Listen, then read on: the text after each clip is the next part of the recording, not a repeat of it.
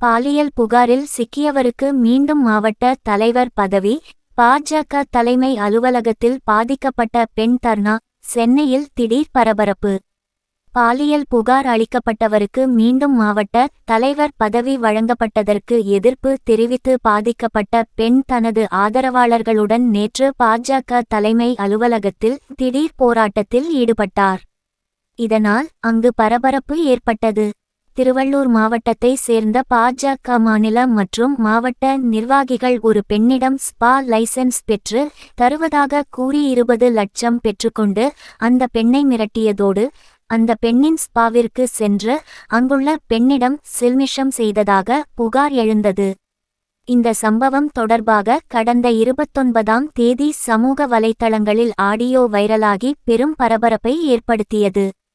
மேலும் இதுபோன்ற சம்பவங்களில் ஈடுபட்டவர்கள் மீது கடும் நடவடிக்கை எடுக்க வேண்டும் என்று கண்டன குரல்கள் எழுந்தன. இதைத் தொடர்ந்து குற்றம் சாட்டப்பட்ட திருவள்ளூர் கிழக்கு மாவட்டத்தை சார்ந்த மாநில செயற்குழு உறுப்பினர் வி. சரவணன், உள்ளாட்சி மேம்பாட்டு பிரிவு மாநில செயலாளர் சோமு ராஜசேகர், திருவள்ளூர் கிழக்கு மாவட்ட தலைவர் பி. செந்தில்குமார், மாவட்ட பொதுச் செயலாளர் பி. பொன்பாஸ்கர், மாவட்ட பொதுச் செயலாளர் KMR முத்துராஜ் ஆகிய 5 பேர் நீக்கப்பட்டனர். கட்சியின் நற்பெயருக்கு களங்கம் விளைவிக்கும் வகையில் செயல்பட்டதால் ஒழுங்கு நடவடிக்கை குழு விசாரணை செய்து முழுமையாக அறிக்கை அளிக்கும் வரை கட்சியின் பொறுப்பில் இருந்து தற்காலிகமாக நீக்கி வைக்கப்படுவதாக பாஜக மாநில தலைவர் அண்ணாமலை கடந்த செப்டம்பர் மாதம் அறிவித்திருந்தார். இந்நிலையில் செந்தில்குமார் அளித்த விளக்கத்தைத் தொடர்ந்து திருவள்ளூர் கிழக்கு மாவட்ட தலைவராக செந்தில்குமார் தொடர்ந்து பணியாற்றுவார் என்று அண்ணாமலை கடந்த 18ஆம் தேதி அறிவித்தார். இதற்கு பல்வேறு தரப்பில் இருந்தும் எதிர்ப்பு கிளம்பியது.